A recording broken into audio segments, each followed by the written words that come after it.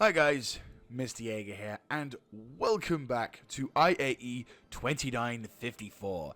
I am here, I am still suffering from whatever I've got, my voice is all over the place, I've got a pint of water to my right of me, but we are here to finish the event. I'll be damned if I do this event 5 years in a row, and on the last day I get hit by, I chicken out because of a cold.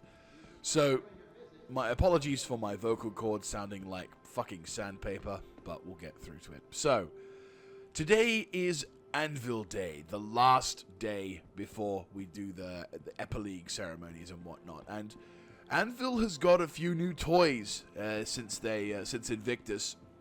One of which is under holographic display, and the others, two of which are in front of us. Well, three of which actually are in front of us. So, without further ado, let's get started and talk about some of the cool things that have been in. Actually, to be fair, I'm not entirely certain, but I'm fairly convinced actually maybe four things. The first time in since this is their first IAE, but regardless, this is the Mark II Hornet, which I'll go to the civilian version first because it's the one that I think most people will be able to gain access to. So this is the Mark II Hornet, a major improvement over previous models. First of all, it looks absolutely incredible in comparison to its Mark I counterpart. It's apparently also received some kind of damage. Oh no, it's just paint being worn. GG. But no, so the Mark II Hornet Civilian Edition, or F7C Mark II, to give its official designation, is the obviously civilian variant of the vessel with a number of weapon options for it. Now, it doesn't have access to so it's got access to two size 4 Revenant Gatlings, and I believe you can attach a turret at the top of this vessel to kind of make it a bit more powerful. But really, it's got a limited amount of missiles. It's got like 8 size 1 marksman missiles. So, you know, it's the civilian version of the ship. Not as powerful as its military counterpart, but it's still pretty impressive. Can do a variety of escorting missions, and if you're part of the civilian defense force, then this thing will do you good. This thing will do you good and some, which is pretty nice. Then we'll go now to the military variant, which, for anyone who completed the Overdrive mission series, so CIG released a mission series before Xenothreat was released, known as the Overdrive, and the Overdrive missions basically were a series of combat missions that, well, it was a dynamic event of combat missions which allowed you to, if you worked hard enough and bought one yourself an F7C, you could upgrade it to this thing, the F7A. I personally own one of these things, and it will never leave my hangar, ever. This is the latest addition from Anvil Aerospace, and is currently serving with the UEE Navy, as well as a number of other things. This is a very, very much upgunned version, so you can immediately tell it's got a bit more firepower. 2 Revenant Gatling guns on the wings, then you've got a couple of size 3s on the turrets. You've got 2 size... Wait, those are size 3s, fucking hell. Yeah, 2 size 3 Omniski cannons up top, with the ball turret, which are also 2 size 3 on the top there as well. So, overall, you've got a lot of power behind those things, which is absolutely wonderful. Very, very cool. Very, very impressive. I do like this thing. It's one of my favorite single-seat fighters at the moment. I do like this thing. Obviously, I do love the F8C, and if ever the opportunity came along where I could get it and not be broke in the process, I would get it. But this thing is incredibly competitive, and as fighters go, it certainly has a very impressive stance to things. I've used it in combat. It's fast, it's agile, it's a little bit glassy.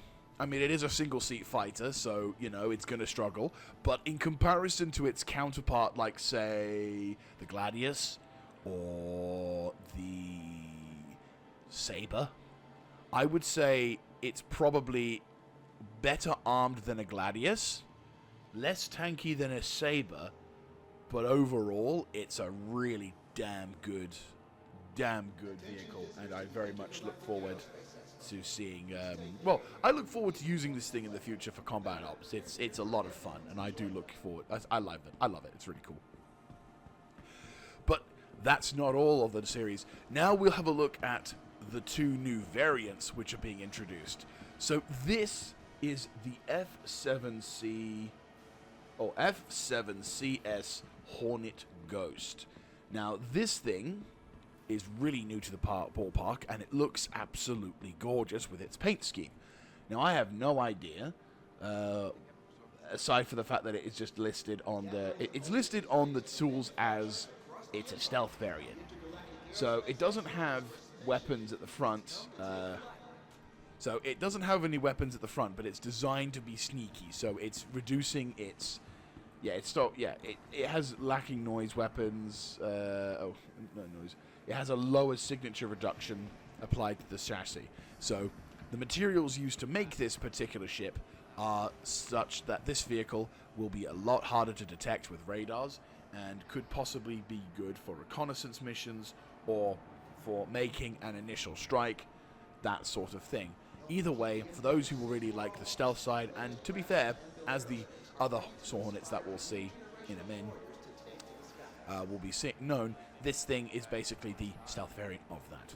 Now, moving on to the other variant, which is also slightly differently armed and has, again, a pretty impressive skin color. Not exactly as cool looking, but still. So this is the FCR Hornet Tracker Mark II. So this thing has a scanner on the top. So in addition to the reconnaissance vehicle, you could get this thing and use it for patrols or for long distance patrolling, or even if you're wanting to scan a jump gate or whatever to try and spot if there's anything coming out the other side. Like if you're patrolling in an area and you see a jump gate and you think you see some activity, you could call one of these things over and they could tell without having to sort of go right into looking down the barrel of whatever's on the other side. You can basically have this provide scanning technology, which is pretty cool. I like it. I like it a lot. It's very nice. And it does look pretty cool. I do like it. It's a bit of a weird variant, but for those out there who enjoy the kind of the weird and the wonderful, that's something you can enjoy. And as I said, the skin for that looks pretty sick.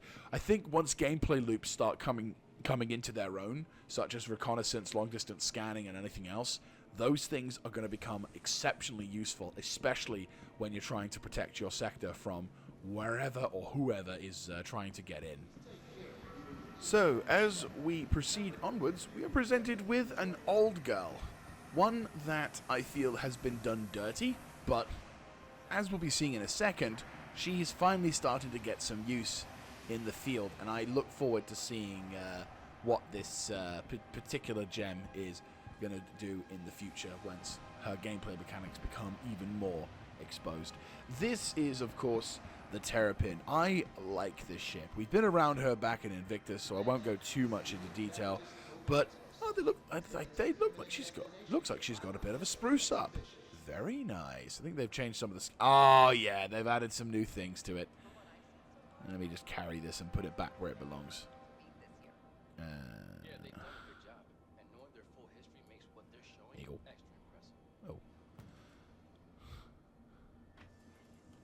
Whoops. Well, I tried. Anyway, so this is the Terrapin. What exactly is the Terrapin, you ask? Well, this is a long-distance reconnaissance. Oh, yeah, they've definitely given her a bit of a spruce up. She looks much nicer than she did back in Invictus. So the Terrapin is a two-man long-range reconnaissance vessel. It's a pretty nice vehicle. Simple but nice. View-wise, not a great deal from the struts, but overall, I'd say she's a very nice scanner vehicle. So she's basically meant as a kind of long-range reconnaissance / exploration style vessel. So if you're wanting to send someone on a long-distance mission to try and secure a location, or to scout out a location, maybe even scout out enemy base locations, you can probably plonk one of these on an asteroid somewhere and have this go on the scanner. So you would normally get into this support station, and as you plonk yourself down, you get put into a chair, and this thing comes up. And so you move your devices around, you scan things, you look at things. Overall, you kind of have a much more... You use this device to basically keep yourself safe and secure, whilst also being able to get as much information about the front line or about where you're going or anything else. It's at the moment, we don't quite know how the scanning mechanics will work in terms of long range, but one can hope is that you can use this thing either as a solo or as a duo.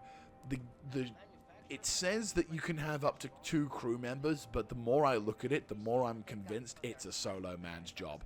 Sure, you could have shifts, but one guy is going to have to unless you've got one guy permanently being stuck in the support station while the other guy flies around.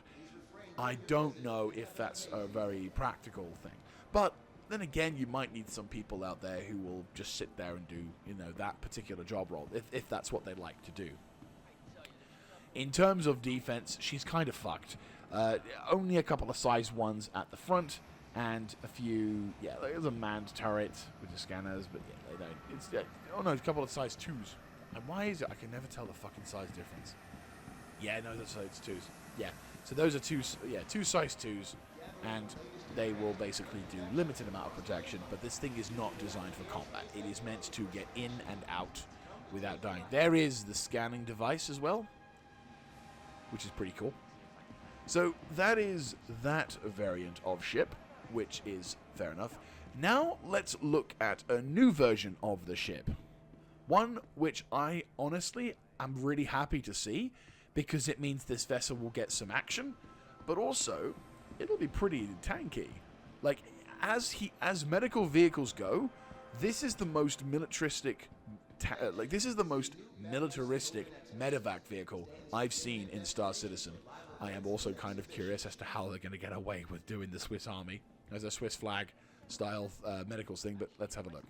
So, this is a very, very kitted out. Oh, nice. You can actually, this is a full-on, right. So this thing is an actual hospital location with... I see CIG finally learnt their lesson and stopped stocking up those things. But yeah, no, like, this is very nice. You have a single bed, which you could have fit 2 in here. Like, you could have had, for example, one here and the other one, like, here. But then again, I also think for what you're aiming for, yeah, that works. And you've also got the usual sort of array in here. So, now I'd say that works. Singular bed. I don't know. Let's have a look, see at the page. Oh, shit. It's a tier 2. Okay, that's actually pretty good. Okay, now it makes sense that it's only 1. That makes way more sense now. So, yeah, this is the durable armor and everything kind of coming up. Trumps in that one. But, yeah. So, for anyone who doesn't know, medical classifications are as kind of similar in terms of real life. So when you get injured in combat or injured in various degrees, and you sustain a major injury to your position or to your body, it goes down into like it goes down into 3 tiers, and it goes 3, 2, 1. 3 is like damaged but still functional, not really too bad but okay. 2 is you really need to get to a hospital, severe impediment of any kind of things from running, so, if you have to take a chest wound or anything else like that. Tier 1 is you're virtually fucked, and you need to go to an actual hospital where they will treat you. Hospitals will have the best quality beds, but if you can get a medical facility that can give you tier 2 beds, that's quite significant, because that thing means that it can treat more severe wounds. So, okay, it's only 1, sure, but bearing in mind that's a tier 2 bed versus a tier 3 bed, which other vessels like, say, the Pisces, I think, has a tier 3 bed. The Cutlass Red has tier 3 beds. So they will offer means to get you in and out of the hell zone, but they're not really designed to treat more severe wounds, whereas this place does. And that's a very useful thing, especially in a vehicle such as this, which is more heavily armored. So, big props. I think the Terrapin is a very good choice for this, and I very much look forward to seeing this gal in the field. Hopefully, it's not too late for her to get some good action before time, because I know with introductions of other ships, such as the Medevac and the Apollo Triage, or the Apollo Triage and Medevac on the horizon, it would mean that this thing could potentially be too little too late, but I want this thing to be used. If you're a person who wants to get into the thick of it and rescue people whilst also under heavy fire, Terrapin, go for it. So, we've seen it in the background and we're seeing it in the foreground. Now we're having the full-on effect. This is the Carrack. I've talked about this thing before. I've kind of held off talking about it much at Invictus, but today we are going to have a nice old talk about it. And also, maybe raise a concern for the potential future, because this might be something that could affect a lot of people, which is... yeah, it's my thoughts on the subject, so I would like to hear your thoughts on the spec. This is my fear, this is my potential speculation fear, but I would like to hear your thoughts below. But before that, let's talk about the positives. So, this is the Anvil Carrack. It was one of the more fated vessels to come into the Star Citizen verse, and it was one of the more hyped vehicles. I think this was before the MSR came through, but this thing is pretty awesome. So, this is an expeditionary vessel, which allows you to do, which I've been in this thing during ops and doing lots of stuff, and orgs and other stuff has also done many ops and everything else with it, which is nice. So, in here we've got one of the main entrance ways to get into the ship. I think it's the only way to get into the ship from the ground, which is the cargo ramp. So you drive up a vehicle, and similar to the Valkyrie, which we'll talk about in a minute, you'll get this little ramp thing, which opens and closes. So if you want to protect the people inside, you can do so. And you then have other entrances, such as the docking area, which is available. And as you go into the ship, you're given a numerous amount of options to maneuver through the ship. You get 2 elevators, which we're not taking because they're slightly bugged, and this is the showroom edition. But if you want to get to the second elevator, which actually gives you much better access to all of the other stuff, you'll go through the cargo pod section. Now, I previously was not aware of this, but this thing is apparently meant to be modular, which means it's not just going to be cargo, but also potentially other things as well.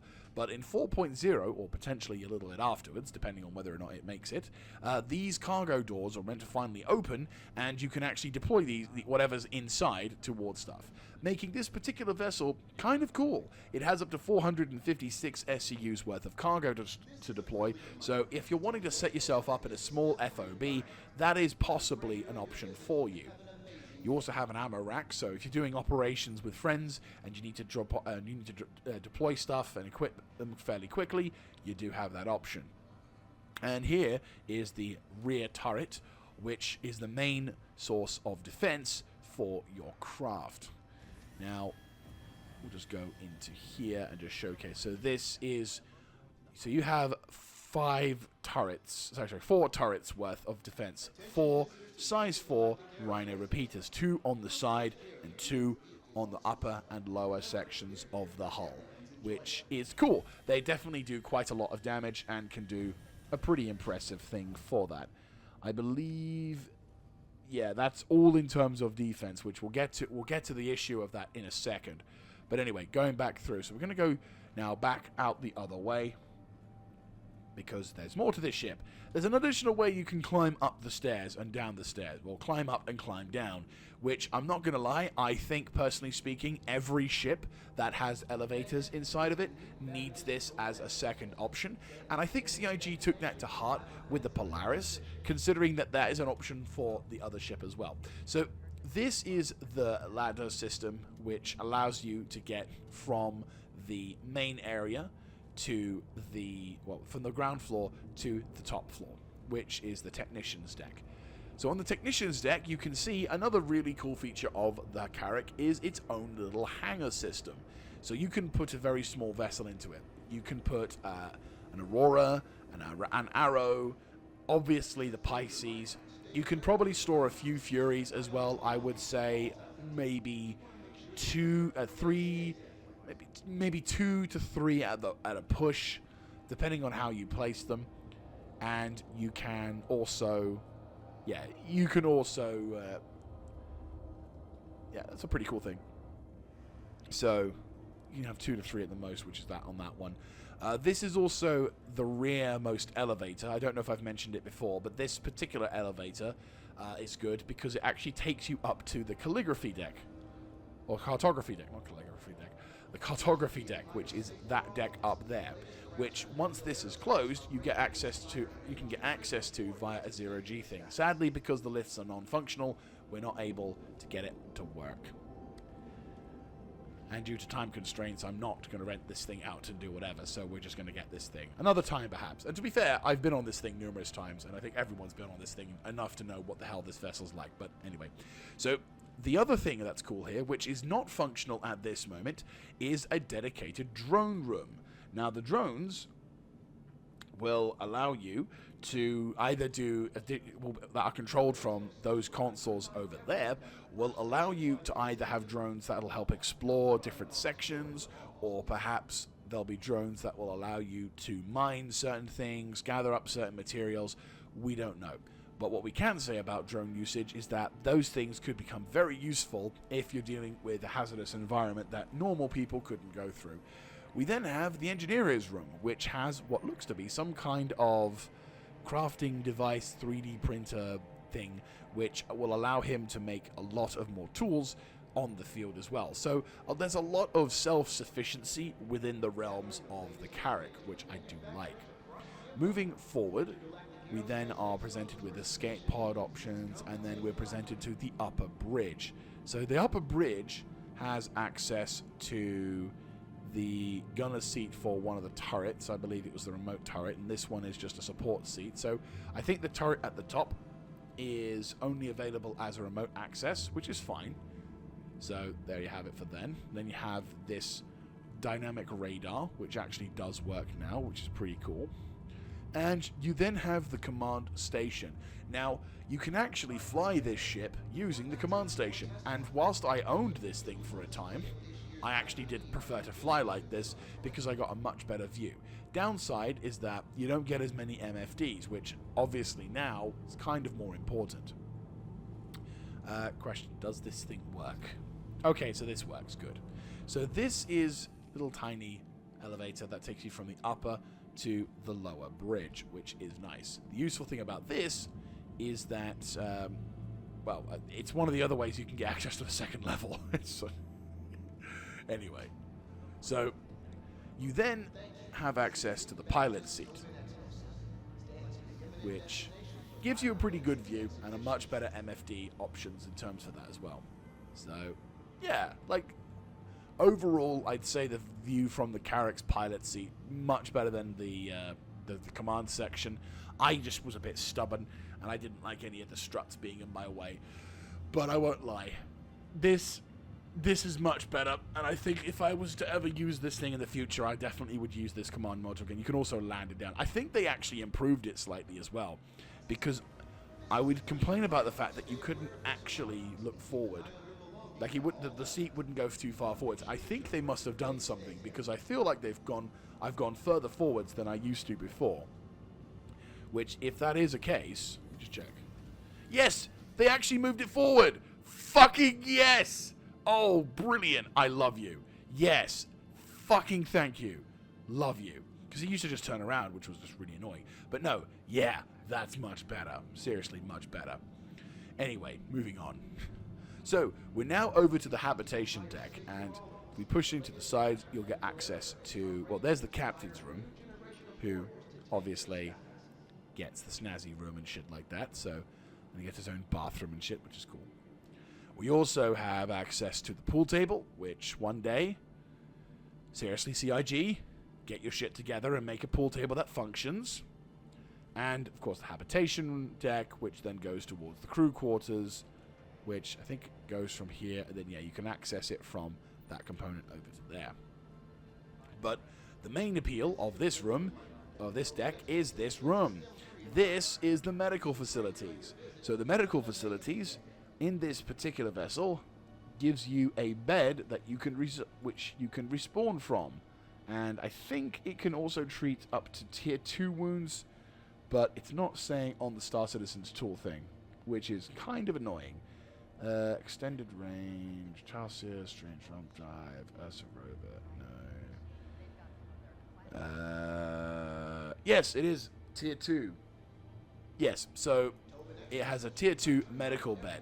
Sole tier 2 medical bed, but still tier 2 medical bed. So, like the Terrapin, this thing can basically help you get yourself out of a particular jam. If it's super serious bad, different story.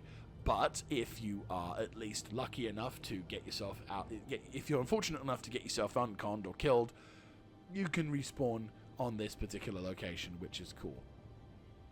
And there we go for the second floor elevator for them. So, why am I initially making this all sort of talks and whatever? Is because, well, the Carrack is fated to be a ship which is perfect for exploring and expanding, and to be fair, people are talking a lot about using this thing in Pyro, and like, that's a fair assessment, and I personally agree. It would be really cool to use Pyro, but I'm gonna ask one particular question, which again, one thing I'm concerned about, which is what I hope they kind of CIG looks to redeeming or fixing before Pyro goes into full effect, or if it does go into full effect, they have a solution to solve, which is the Carrack going to get PDS? Because one of the things that, having almost immediately noticed upon anything on this ship now more than ever is, and I noticed it on the 890 jump, is the 890 jump has PDS, which means if anyone tries to shoot torpedoes or missiles at it, even if it's dumb-fired, you have a chance for those things to react to it. Obviously, as dumbfire, it won't be as quick or as agile, but this particular ship doesn't have that. And a size 10 torpedo versus a Carrack, I imagine, would probably one-tap it, or severely fuck it to at the least, which means this thing could be a very nasty trap for anyone who wants to spend a lot of money in Star Citizen. Now, don't get me wrong, I love this ship. I think it's an absolutely fantastic vessel, but if your only source of defense against missiles is if someone's manning the turret and is a good shot, and you're trying to also evade said missile by juking or dodging and using whatever, if the countermeasures work, then that's fine, but apparently they don't. So, depending on how things go, if when we go into Pyro, there may be a lot of dead Carracks being in the verse, which, okay, for me as a salvager, that just sounds like business is going to be booming. But the problem is that that's going to have a lot of people shitting on non-consensual PvP in an environment that is designed for non-consensual PvP. Like, Pyro is a wasteland, and it is very much a lawless state. As much as I am not a huge fan of just attacking someone at random, and I think there is a difference between griefing and just attacking someone. Pyro is a lawless area. It's designed in the lore, it's designed in the gameplay, and so a ship like this, flying around without any real means to protect itself from missiles, is going to be a sitting duck for anyone mucking around in a Polaris or in a Eclipse or something. You know, if there's no real way for you to stop a torpedo from hitting you, then this thing is just a glorified target. So, again, I don't know what the plan is, but I wouldn't mind if they added a PDS system or allowed the player to buy a PDS kit to, like, within game money, obviously, but like something so that they can have some kind of defense against missiles or something, or maybe improve or nerf the guidance systems on the torpedoes enough so that they don't get so that they're a little bit easier to overwhelm with the Carrack's chaff and flares. So, yeah, my concerns are there. I think that's where I'll leave it for now, because I potentially could, open up a can of worms. But I would very much encourage conversations about this, because the Carrack could be an absolute blast of a time and be a really fun experience for everyone involved, or it could be an absolute nightmare for anyone who isn't aware of the kind of can of worms they're about to enter into. Right, so we're entering into the first of the two rooms. This room is filled with all of the smaller crafts out there, ranging from the absolutely drop-dead gorgeous, and one that I intend on getting when 4.0 drops, to ships that, well, don't serve their full purpose yet, but certainly make an impact regardless. This is the Anvil Hawk. The Anvil Hawk is... it's not actually meant to be a fighter, but instead... well, it's a light fighter, but it's not designed to be all killy-kill. It's actually meant for bounty hunting. This particular thing here, which is what I'm going to call the poop scoop, is a dedicated bounty hunting pod that allows you to put any captured individuals into the vessel and keep them in safe storage until you go to the nearest base of operations. I've gone into detail a bit about this particular craft and what it can do, but I can definitely say that it has a pretty impressive... it's a pretty impressive design philosophy. It's got a decent amount of mixture between lethal and non-lethal weapons. It also has an EMP, which allows you to stall and disable various vehicles. You've also got a couple of size 2 Badger repeaters, and also a couple of sucker punch cannons as well on the side. But again, not really meant as a heavy combat killy-kill, but more of a slightly more agile vessel to capture people and neutralize them in that particular respect, which is fair enough. Going on to a vessel that, I'm not going to lie, I am 100% surprised they were able to... wait, are those size 4s? They've made them size 4. What the fuck? Okay. So, this thing is kind of an odd basket. This thing is the Hurricane, and it's a dual-seat fighter with the potential to be absolutely lethal if fully occupied, but even on its own with those 2 size 4s, which I kind of wonder how the hell they balance that for this thing, but okay. But yeah, the main thing about this particular fighter is its dual seats. You've got quad Panther repeaters at the top, and you've got 2 Rhino repeaters in the main section here. Now, way back when, before the changes were made to the Hurricane, this thing used to have fucking scatter guns. And it was undergunned at one point with the pilot. Because not everyone has a friend to call upon to utilize these things. So those used to be quad tarantula turrets with 2 scatter guns on the front. So shotguns in space. Really dumb sounding. They have since improved the firepower of the Hurricane. And I feel that this thing... I don't see this thing really often outside of IAE or Invictus. But it's not a bad vehicle. It's personally one of the ugliest vehicles inside the Anvil Aerospace group. I hate to admit, but it's true. It's got, in addition to its turret and its main weapons, it also has 4 size 2 missiles. The ways you get in is primarily under here, as you can see by this little thing here. And judging from the light emanating from here, this is where you get into the sea. Ooh, you could do with a bit of a cleanup inside, though. Tisk, tisk. But yeah, so overall, not a bad vehicle. But again, one of the ugliest. In fact, I'll pop into the pilot seat, because it's been a while since I popped into these things. But let's have a look-see. So, in terms of visuals, it's not bad. Like, it's cramped, but it does the job. You've got, as said, the size 4 repeaters on the top, which are okay. But again, I feel like you probably could do better. Well, no, you probably, yeah, there are better, I would argue, as a heavy, so medium to heavy fighters going, you could probably do better. But at the same time, if you get this thing fully manned and fully equipped, then, the Hurricane could be pretty impressive. Maybe in the future, dual seat stuff might become more of a popular thing.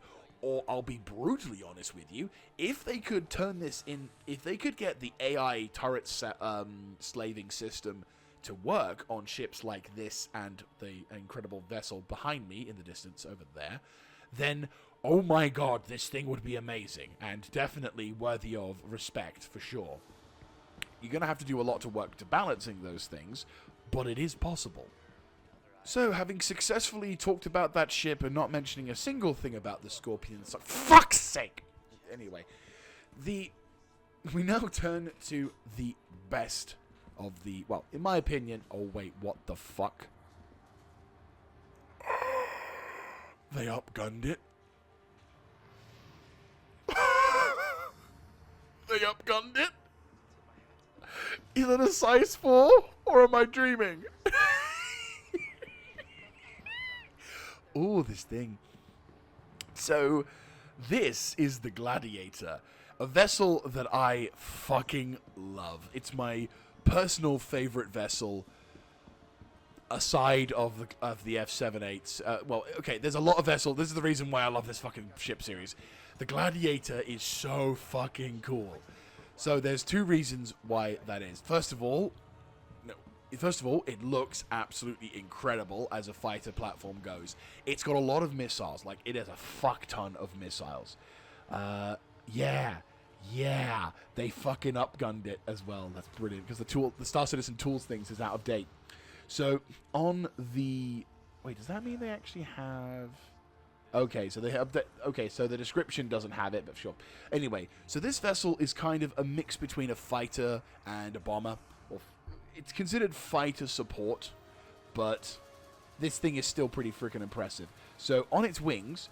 As you can see, you've got 8 size 2 Ignite 2 missiles and 4 size 3 Arrestor 3 missiles. You've also got two Rhino repeaters, which will allow you quite a lot of power in regards to that. So I would say pretty damn cool in that respect. You've also got 2 size 3 Panther repeaters up at the top as well, but that's sadly for a co-pilot's job only. But the one thing we do have in here, which if I can get access to the pilot seat, because I will be showing this thing off, is if we go into here. Oh wait, no, we can't because the fucking power system isn't on. That sucks. Can I try? Does it do it?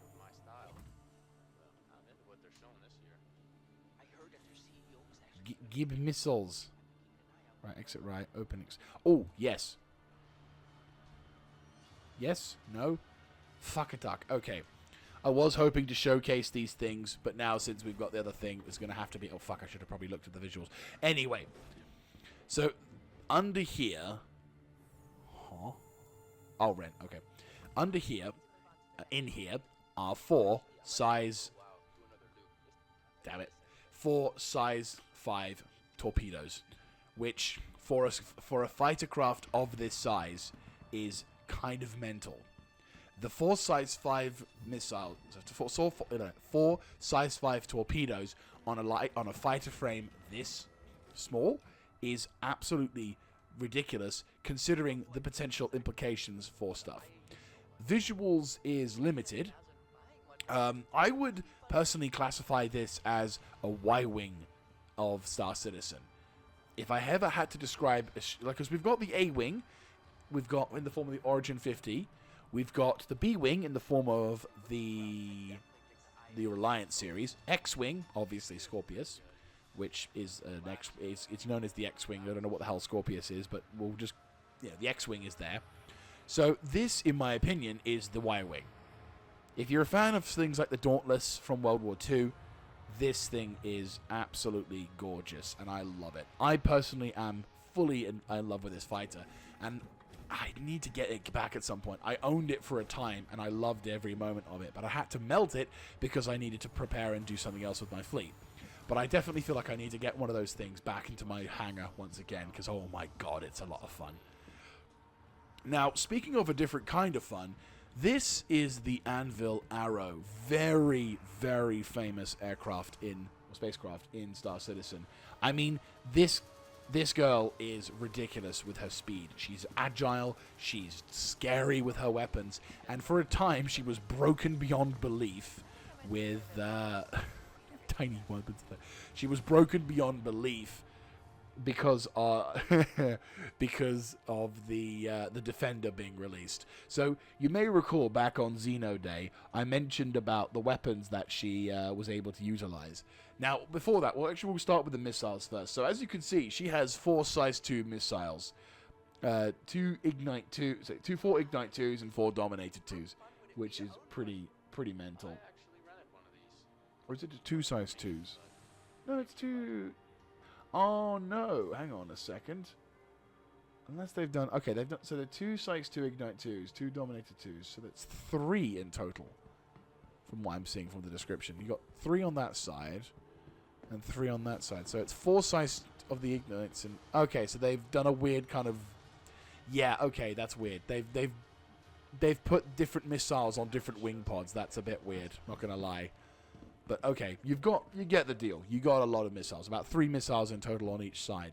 But okay, but obviously also you have the Panther repeaters. Now this thing, as said, has size 3 weapon hardpoints.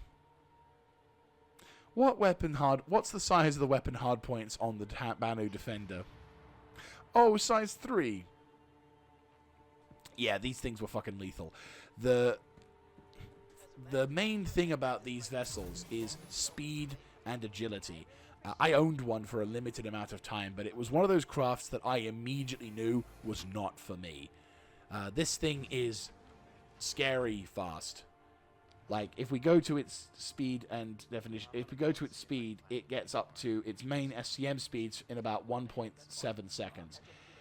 It gets to its max speed in about 8.85 seconds, but it goes up to 1,200 meters per second. Now, one of the things I can say is that I flew this thing both before and after the changes, and it was still lethal as hell in its sense. Like, this thing darts around the verse, and it murders virtually everything it encounters. In fact, it was actually joined the verse as I got into Star Citizen, which is how old this particular thing is, which is kind of scary. But yeah, this thing is crazy dangerous, and anyone who is good at flying and is good at combat, which I know a couple of guys who are scarily good at flying combat fighters in this game, this thing in their hands destroys fleets easily. So let's wrap up this room by talking about the Pisces, or in this particular case, the C8 Pisces Expedition. Now, technically speaking, there are technically 3 versions of the Pisces, but I'm only really going to revise to it as 2, because the C8 Pisces is a simple shuttle pod, which doesn't have a quantum drive, and isn't as well armed, and is, in my opinion, a far far shittier version than the C8 Pisces, which everyone should really get, if I'll be honest with you. So the Pisces is a vessel that that has a soft spot in my heart for a couple of reasons.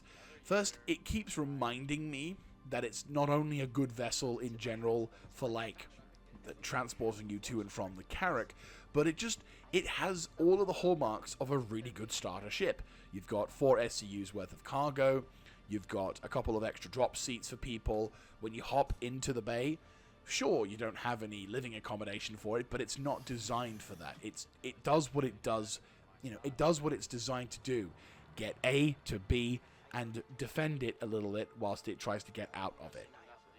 The design is really impressive, and the view from inside the ship is also very good as well. So it gives that good Anvil Aerospace vibe, which, when you read into it, you can also, for example, have this thing be listed as almost a drop ship because the thing is, okay, hear me out. 2 seats for maybe the officers or whatever.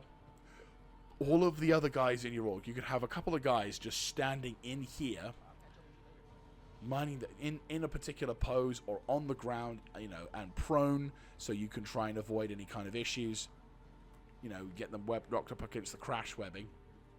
Or hell, you could probably put chairs into the ship itself. Because you can actually, now that we can buy chairs in Star Citizen, you could plonk the chairs inside the cargo grid, which allows you to then turn it into a fucking dropship. this thing has the ability to be continually used from early to mid to end game and still have a good applicableness.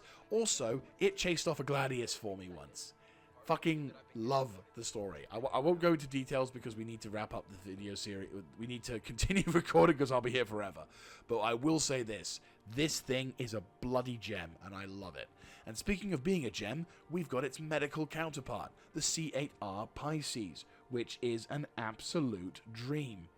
So the medical Pisces, or the Pisces Rescue, to be beautifully in that term, allows you to have has an onboard tier 3 bed. So not as good as the Terrapin, but it is a Pisces after all. But this thing is basically designed... yeah, they've cleaned it out. Thought as much. Yeah, this is before they finally learnt their lesson. But no, this particular vessel also has the ability for you to respawn on it, and it allows you to get yourself, stabilize your patience and do whatever. So if you're doing any combat ops and you're trying to get some stuff done, this thing is good for you. It also, again, has a really nice interior. You have the ability to medically assist people, you can heal people. It's a good vehicle to work with, and I personally really like it. It's very small and nimble, which means if you're going into a potential hot zone, yes, its weapons are not as good as the other ones. You've only got 2 size 1 Badger repeaters and a couple of missiles on the side, but... It, however, is an exceptionally useful, agile, and mobile aircraft. It works. Like the Pisces, I just love. It's just a ship that I think everyone likes. There's nothing wrong with a Pisces. I don't think you could honestly talk about any negative stats and say that the Pisces is shit because of it. Because it's the Pisces. It gets you. It does what it needs to do. It doesn't do anything fancy. And that sometimes is the most important thing you could ever have in a spacecraft. Fuck, I love the Pisces.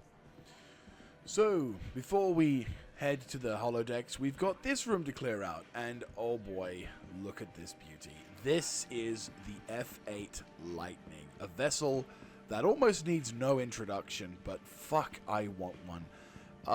It's such a good ship. This is, of course, the latest variant of vessels to come out of Anvil Aerospace, and is fated to be the best thing to counter the ever-growing tide of hordes from the Vandal fleets.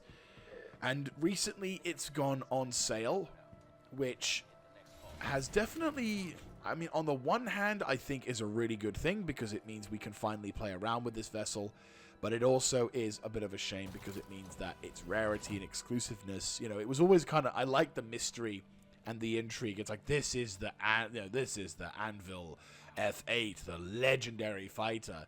And obviously the military variant is also not available for the public, but this thing is ridiculous in how amazing it looks and how cool it is, because oh my god in heaven, hallowed be thy name. It is very powerful. My F7A, in terms of firepower, if I give it every kind of option possible to make it the most lethal capable, it gets to about the F8C Lightning's capability of fighting. Which is bad, I realize, but at the same time, I fucking love that. It's just brilliant. So, it's also, I mean, to be fair, it's actually listed as the only way you can get it is as an event award. So I suppose it's not as common as it could be. I never got the chance to get this thing. I missed out on an opportunity to grab it, so I am a little bit gutted that we can't get it. But maybe one day we'll be able to get it. So this thing has a whole host of good weapons. It's got 8 size 2 Ignite 2s. It's got 2 size 3 Panther repeaters. It then also has 2 size 3 Tarantula repeaters. Then you've got some additional Tarantula Mark II cannons on the top. An additional F8C Lightning turret of laser repeaters around. It is literally ridiculous in its firepower applications. I fucking love this thing. I do want it, and at some point I will have it. I know that for a fact. I will have this ship one day. But for the time being, it'll have to remain as a dream. But don't forget, there are other ships out there. And I can enjoy my Gladiator and everything else whilst I view this thing from afar. But I will be having it one day. It'd be like the, oh yes, she will be mine one day sort of thing. But moving from a fighter craft that is legendary to a ground Vic that I think we'll start to see a lot more use of in the future, at least I very much hope, is the Spartan. This thing is a troop transport variant of the Ballista. I know that there's another term for this thing. I can't remember what it's called, but I'm going to call this the Spartan, as this is kind of like a main chassis element. So this thing is designed to carry up to 8 additional soldiers. I thought that was 10. Well, 9, but is there another seat in the side there? No, it's not. It's just... Okay. So we have 2, 4, 6, 8. Yeah. So we have 8 soldiers that you can utilize on this particular Vic. You can also... I think there's got to be some kind of seating option. No, just the driver here. Fair enough. But still, the Spartan is a vehicle that I think, due to its elongated, due to the length of this ground Vic, it's a lot harder to utilize in such things as a Carrack or in other things. But it's a very good ground Vic. You also have the ability to access 2, what is it, size 1s or size 2s? I don't remember this thing. I want to say it's size 2s. Yes, size 2 Gatling machine guns. But also, what's useful about it is that the remote turret gives you far better view. It gives you a nice 360 view. Oh, 270 it looks like now. Okay, so yeah, you have 270 degrees worth of turning. And it gives you the ability to look around and get your bearings on your surroundings. It's a good ground, I would say it's a good ground vehicle with the potential to do quite a lot for any kind of ground mission operation that requires a larger squad, because the Ursa rover can only do so much. And then with the introduction of vessels such as the Polaris and other things, you now have far more justification for using that thing. And of course you've got the Hercules as well. You've got more justification for using that thing than the Ursa. Speaking on vehicles that can do ground ops and everything else, this thing is a gem that I do like. I had a major hard-on for this thing, and I'm thinking I'm at the point now where I'm not exactly over it, but I'm certainly no longer as crazy about getting one as I once did, because I did own one for a time. It's one of those things that you own one once, and then it's kind of like the appeal is lost. Oh, my frames have just eaten a massive pie. This is the Anvil Valkyrie, a troop transportation / dropship with my personal favorite design of VTOL thrusters.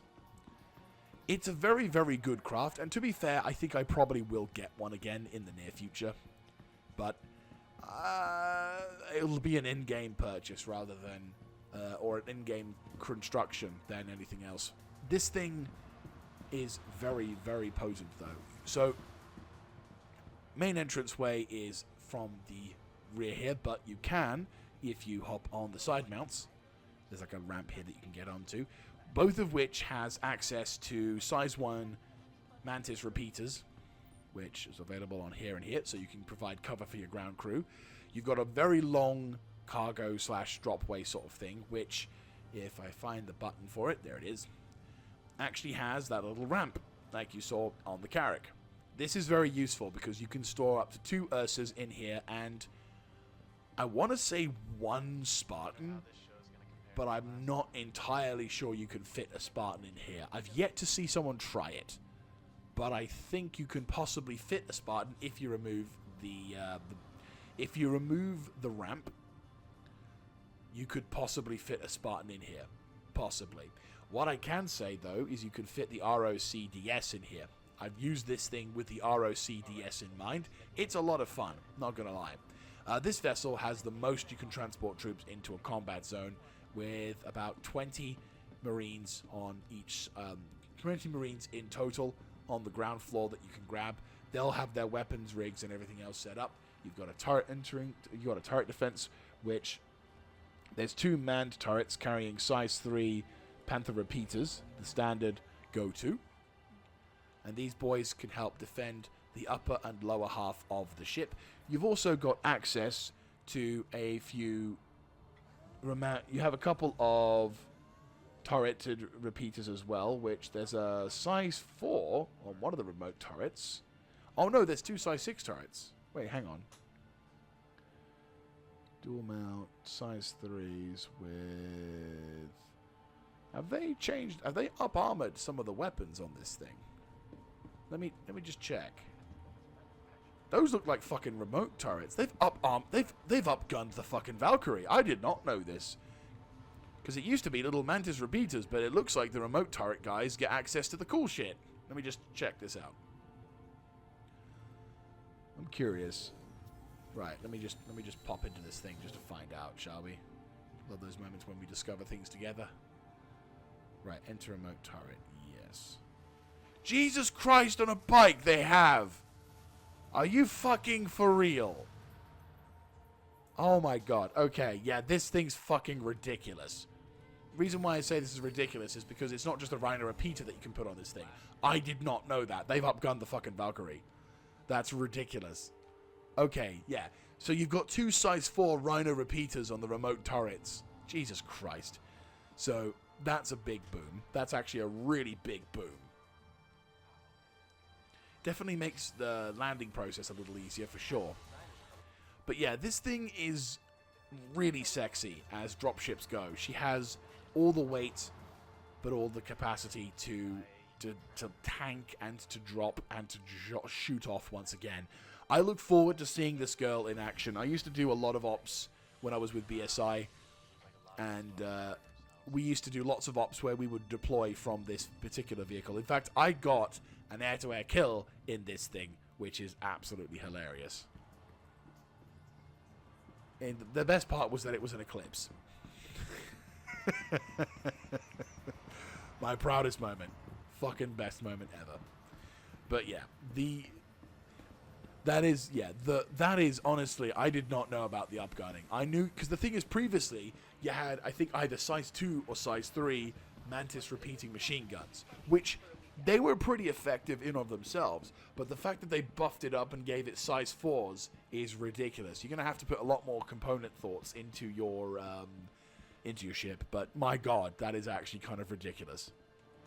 So we approach the end, but we have still got a few vessels still to talk about. This is the OG of the Spartan line, the Anvil Ballista. This, Atlas, that's the word I was looking for. Right. I just finally got the bloody thing for it. So yes, this is the Atlas Ballista. So the Ballista was the first to come out of the series.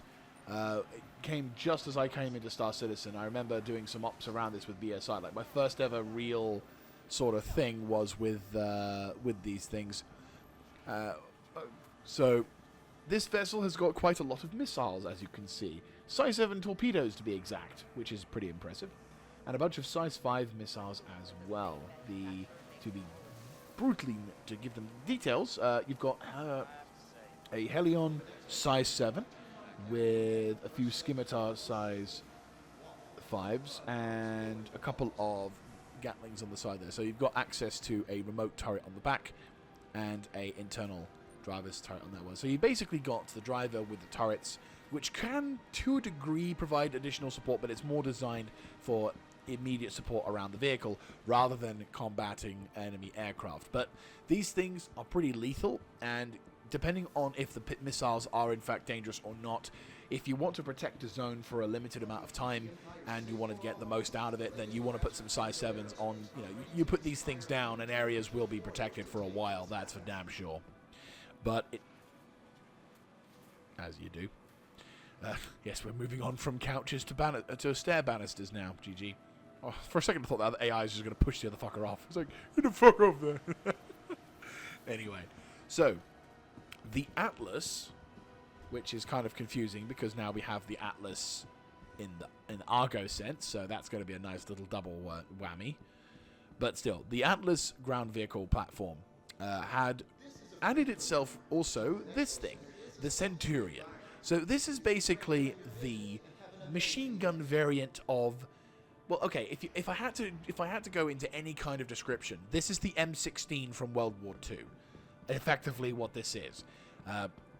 quad-mounted 50 cals on the back of a anti-aircraft platform. In this particular case, the quad 50s are instead size 5s, I want to say. Nope, size 4s.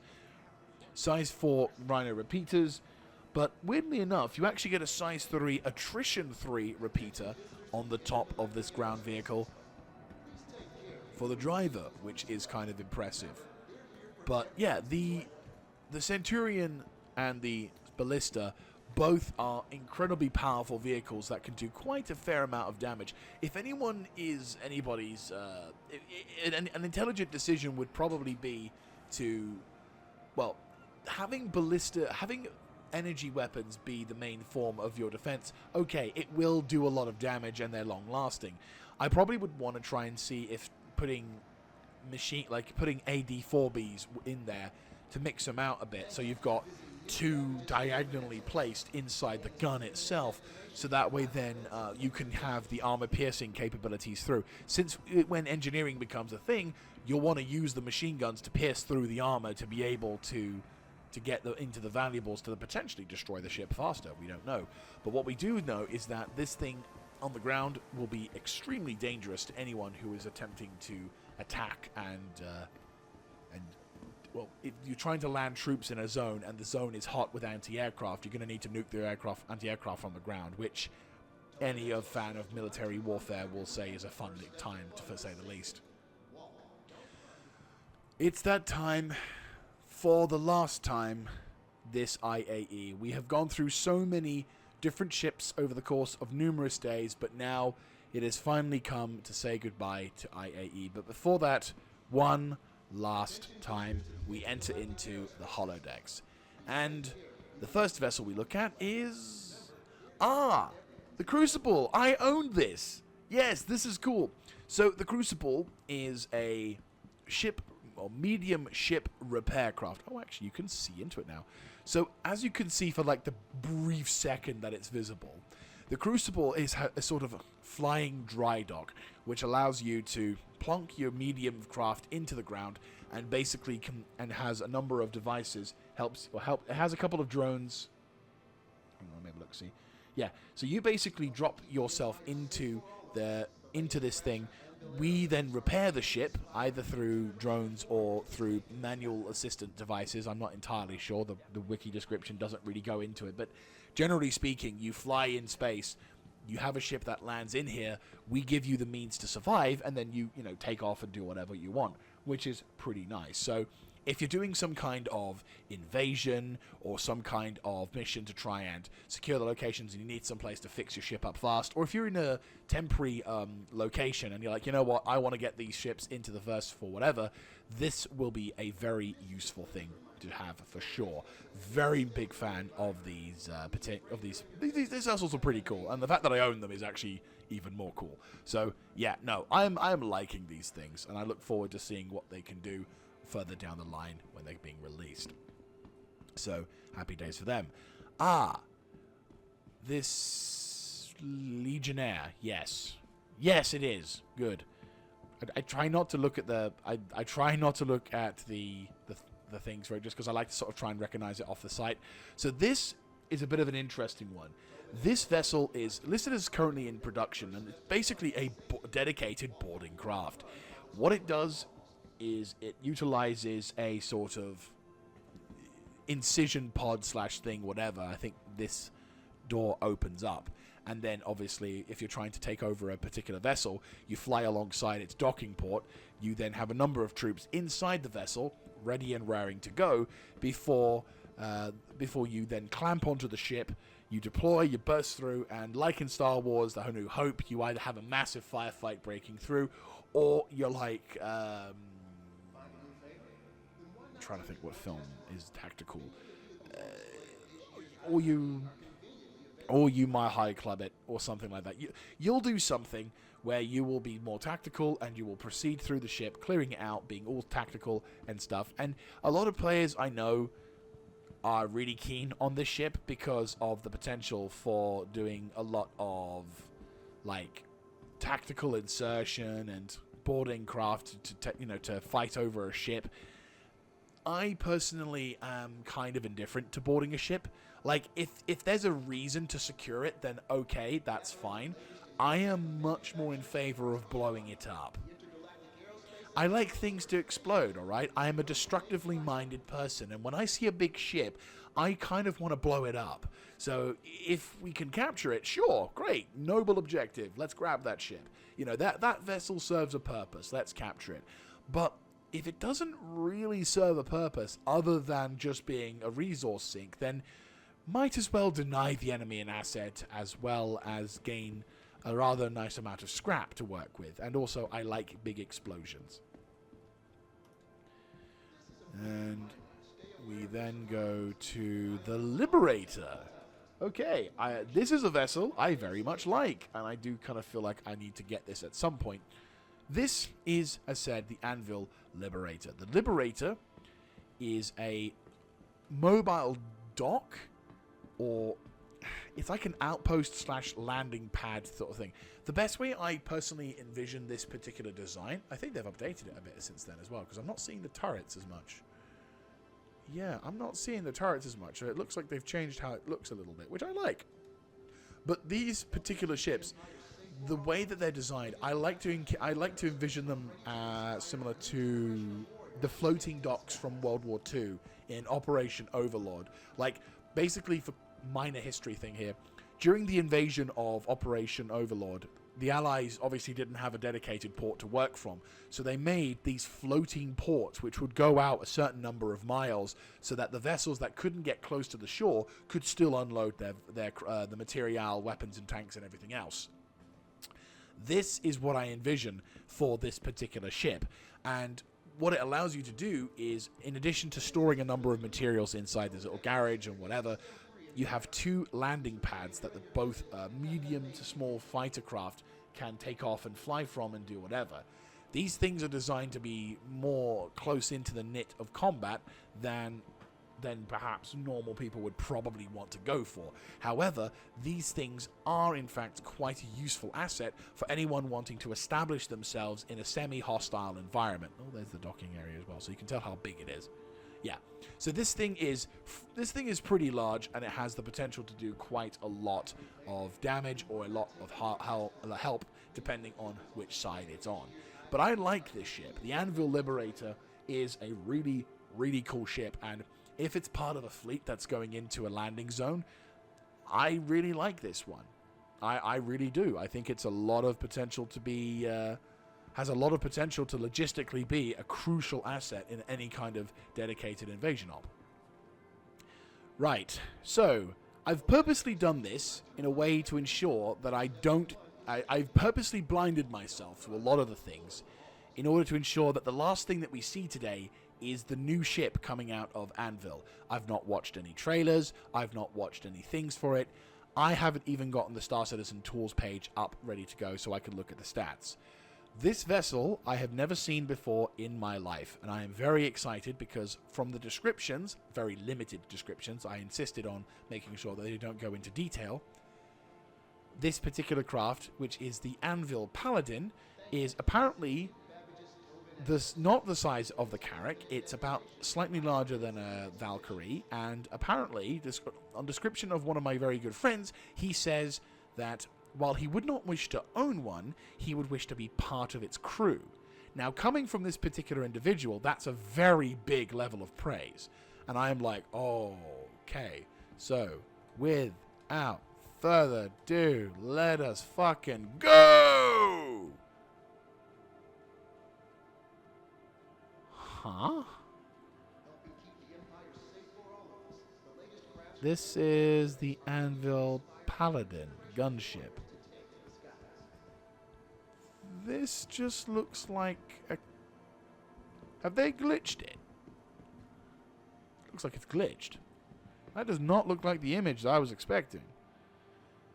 Is this... Oh, it's probably bugged, knowing my luck. This... Yeah, this is the Crucible. Yeah, this is the Crucible. They actually bugged. Are you fucking serious? This can't be the vehicle, because we've seen what the thing is. Okay, I'm gonna have to look it up on Okay, I might just have to get some images for you guys. I do apologize. I mean, it's not my. I mean, this isn't my fault, of course. But I was hyping this fucker up, and now I'm like kind of disappointed because I was hoping to see it in the holodeck.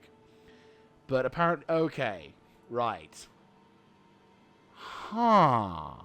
Yeah, that's not... Yeah, what we're looking at the moment, I'm going to get an image for you in the editor's thing.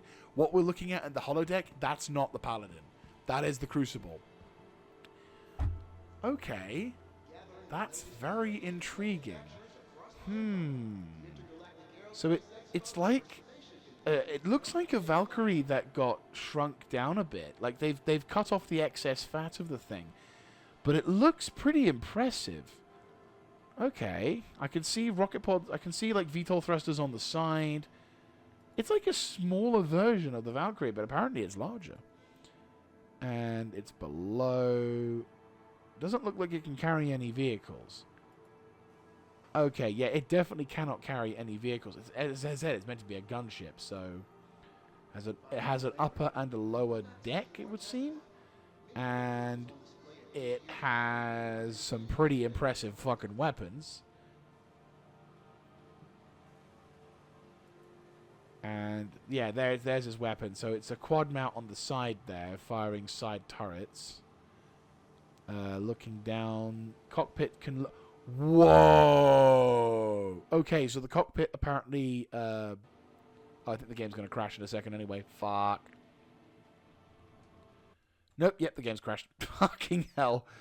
Right, well, we'll come back in a second, guys. Apologies. And we're back. So, I'm going to try and get an image. I'm going to actually try and nudge myself slightly to the side here so you can hopefully see. I'm going to try something fancy, and hopefully this works out rather well. So, to go into further detail, this is the Paladin. It is the latest in creation from Anvil Aerospace, and it is a fucking beast. From its blast shield systems in turn of it, which means, you know, fun times for everyone involved flying the damn thing, but also the fact that it has a quad 5 turret that can move from the top to the bottom, similar to that of the X-Wing in the form of the Scorpius, which is kind of scary. In terms of its capabilities in combat, just look at the fucking thing. It's like it's like a Valkyrie on steroids, and then it's a Hind. It's a Hind. 100% it's a Hind. Now, the reason why I say a Hind over something else is because this thing can, to a degree, also kind of transport some troops. Not like to the same extent, but it's a fucking Hind. When I see that thing, that's a Hind. Something to be feared and reckoned with at any time of the day. And for the price?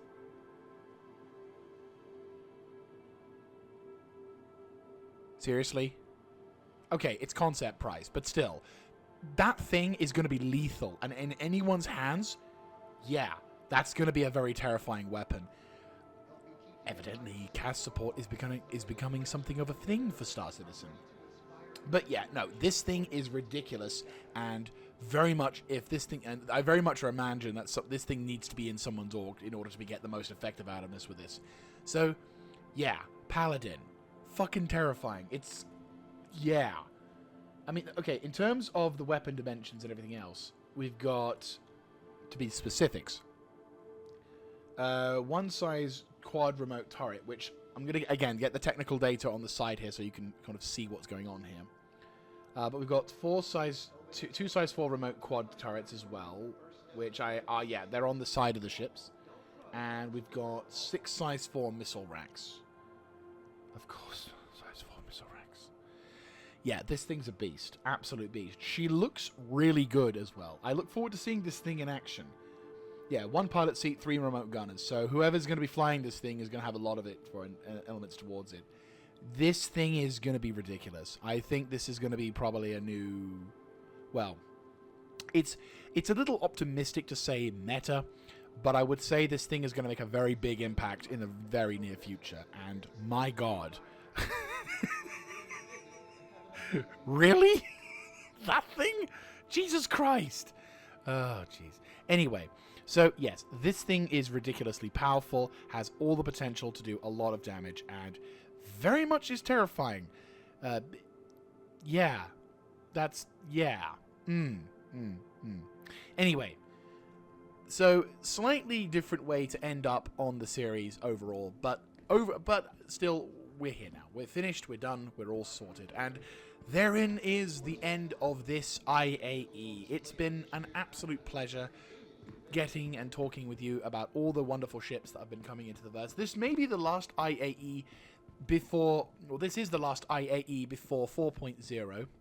So, this could be the last IAE of the old times, and this could be the beginning of the new times coming into it when when 4.0 drops for Christmas. In what state it will be, I'm gonna add a caveat to this particular thing. The 4.0 is not going to be the wonder patch that we all think it's going to be. It's going to be buggy. It's going to be laggy. It's going to be choppy. It's going to struggle. People are going to get pissed off, and people are going to become frustrated. The servers are going to be laggy, all the shit. The frames will be in the 5s and the 10s. All of the bad things that has happened to you in Star Citizen will occur with this patch, because like always, it's a thing that everyone hypes over, and when it does release, its first edition is always going to be slightly more rough. Now, that's not to say that we're going to putting a Now, that's not me trying to sort of intentionally dampen the mood, but this is just bringing everything back into the realms of reality, as well as giving everyone a kind of a moment to understand where we're going towards.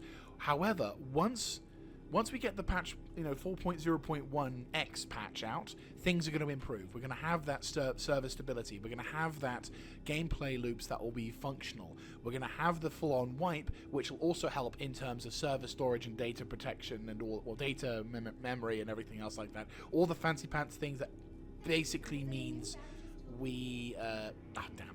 But all of the other fancy pants things that means we get to enjoy the game as it's intended to be. But for me, I'm happy with... I said, I'm excited, I'm ready, I'm set, and I hope you have enjoyed this series as well. I have been covering this now for 5 years, and I look forward to giving you another 5 years of content for the future, wherever the game may take us. And thank you all very much for watching this series with me and enjoying this stuff.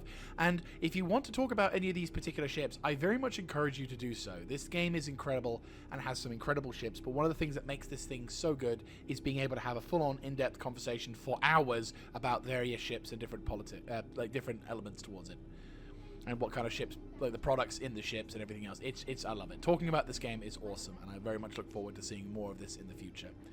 So thank you all very much once again for watching. This is Mr. Jaeger signing out for the last time for Invictus Launch Week. Fucking Christ! Intergalactic Aerospace Expo. For the last... You know what? That feels more fitting. Oh, Christ, my voice hurts. Anyway, I will see you all in the next one. This is Mr. Jaeger signing out. Have a good one, guys.